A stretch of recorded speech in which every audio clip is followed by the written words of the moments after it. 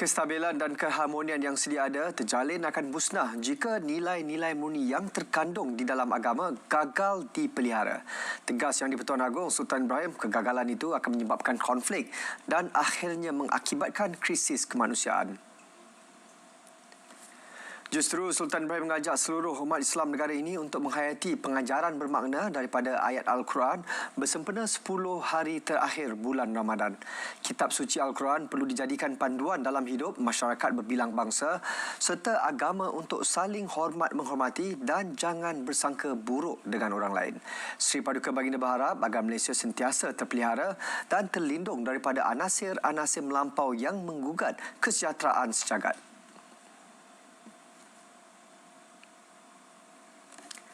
Syawal bakal menjengah, namun dalam kesibukan membuat persiapan menyambut Aidilfitri, usah dilupa air mata dan penderitaan rakyat Palestin di bumi Gaza. Laporan Zanaria Zainal Abidin. Umat Islam kini memasuki fasa terakhir bulan Ramadan dan akan meraihkan kedatangan Syawal tidak lama lagi. Jika di Malaysia, Syawal bakal disambut dalam suasana meriah, aman dan harmoni. Lain pula di bumi Gaza yang dibelenggu perang, diancam kebuluran serta penyakit, hidup di dalam kemah serba sederhana, digigit kesejukan, sentiasa bimbang dibedil bom, puluhan ribu menjadi korban rejim Zionis, ratusan ribu menjadi pelarian, dijajah dan dipaksa merempat di bumi sendiri. Cukup besar ujian dihadapi umat Islam di Gaza, apatah lagi menjelang kedatangan Syawal. Yang penting untuk kita bergembira tidak dilarang, untuk beli baju raya, baju baru juga tidak dilarang kalau kita mampu. Tetapi jangan kita lupakan saudara mara kita. Macam mana cara kita tak lupa? Yang pertama, teruskan kita bersolidariti dengan menyumbangkan harta kita, sebahagian harta kita, apa-apa tabung. Dan di Selangor kita dah ada tabung pembangunan Ihsan Selangor Gaza yang dilancarkan semalam oleh Duli Yang Maha Mulia Sultan Selangor. Jadi sumbangkan. Yang kedua, doa. Jadi kalau kita bergembira pun kita masih ingat saudara mara kita di Palestin. Apa yang berlaku kepada rakyat Palestin di Gaza memberi keinsafan kepada umat Islam. Terus titipkan doa buat mereka yang sedang berdepan ujian sangat getir. Juga bersyukur dengan keamanan yang dinikmati di negara ini.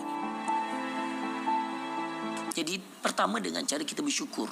Bersyukur ni maknanya kita bersyukur atas apa yang kita ada. Ada rezeki, kita berikan bantuan kepada Palestin. Bagi tiap-tiap bulan, bagi bantuan. Dan yang keduanya kita mendoakan mereka. Bukan saja ketika solat, lepas solat. Tapi juga ketika kita di dalam kunut nazilah. Imam baca kita doa, aminkan sama-sama.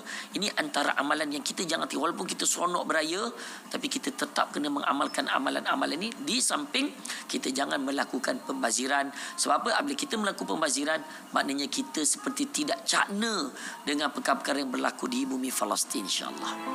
Semoga kegembiraan dan kesyukuran meraihkan kedatangan Syawal tidak lama lagi diterjemah menerusi penyatuan ummah dan seterusnya memakin perjuangan pembebasan tanah suci umat Islam di Palestin.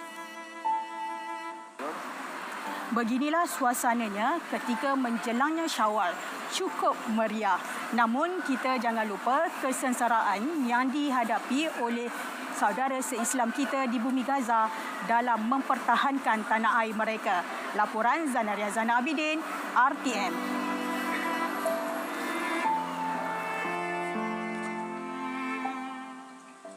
Indikator khusus untuk mengukur tahap keterjaminan makanan negara akan dibangunkan. Timbalan Perdana Menteri Datuk Seri Fadilah Yusof berkata usaha tersebut dilakukan menerusi pembangunan indikator keterjaminan makanan yang berdaya saing. Ia antara inisiatif yang diperhalusi Mesyuarat Jawatan Kuasa Eksekutif mengenai dasar sekuriti makanan negara bagi memastikan keterjaminan makanan. Inisiatif lain bersama semua kementerian, jabatan dan agensi berkaitan dalam menawarkan tanah yang belum dibangunkan untuk dimanfaatkan bagi program penanaman bawang. Langkah itu bagi mengurangkan kadar kebergantungan terhadap import bawang sebanyak 30% menjelang tahun 2030. Kerangka Dasar Sumber Manusia Kebangsaan akan dilancar bersempena sambutan Hari Pekerja 1 Mei ini. Menteri Sumber Manusia Steven Sim kata kerangka tersebut menyediakan garis panduan dalam melaksanakan program pembangunan modal insan negara. Kesuma, kita memperkenalkan kerangka dasar sumber manusia kebangsaan yang jurung kali. Ini akan melihat kepada beberapa kelompangan ataupun kesenjangan yang wujud dalam dokumen-dokumen dasar masa kini, contohnya tentang agenda masyarakat menua,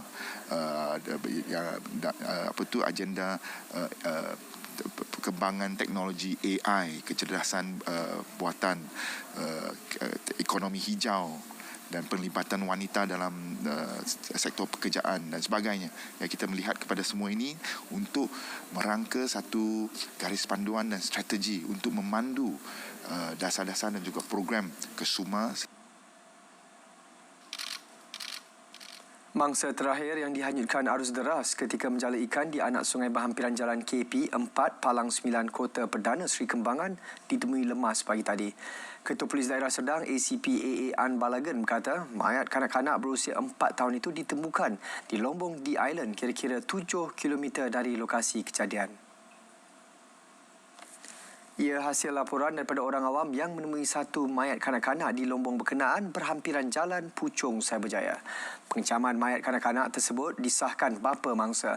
Dalam kejadian pukul 4.35 petang Ahad lalu, 5 sekeluarga sedang menjala ikan di kawasan berkenaan sebelum dibawa arus deras. Bagaimanapun, Ahmad Suraidi yang merupakan warga Indonesia dan anak lelakinya berusia 9 tahun berjaya menyelamatkan diri. Sementara isteri dan 2 anaknya ditemukan lemas. 100 penghantar makanan sekitar Lembah Kelang menerima sumbangan bakul makanan menerusi program Iftar Jama'i Food Rider di Pusat Konvensyen Shah Alam Walk. Menurut Exco Wanita UMNO Malaysia, Datuk Nurul Hidayah Ahmad Zaid, program itu membantu penghantar makanan meringankan beban mereka pada bulan Ramadan. Jadi kita memasuki fasa terakhir Ramadan. Jadi saya mengambil kesempatan untuk mengajak semua orang, bukan saja penaja-penaja yang utama saja.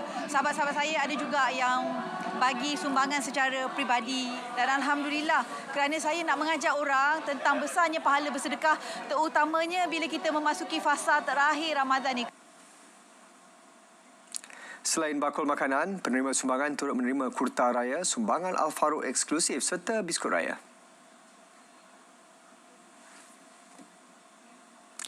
Liga Malaysia, penaung Kuala Lumpur KLCT FC Fahmi Fadil memberi keutamaan membantu skuad The City Boys menjelang saingan Liga bulan depan. Menurutnya, tumpuan utama untuk memastikan semua keperluan pasukan dapat diuruskan dengan baik. Menteri Komunikasi itu turut memaklumkan bertemu Datuk Bandar Kuala Lumpur Datuk Seri Kamaruzzaman Mat Saleh bagi membincangkan perjanjian komersial antara DBKL dan KLCT.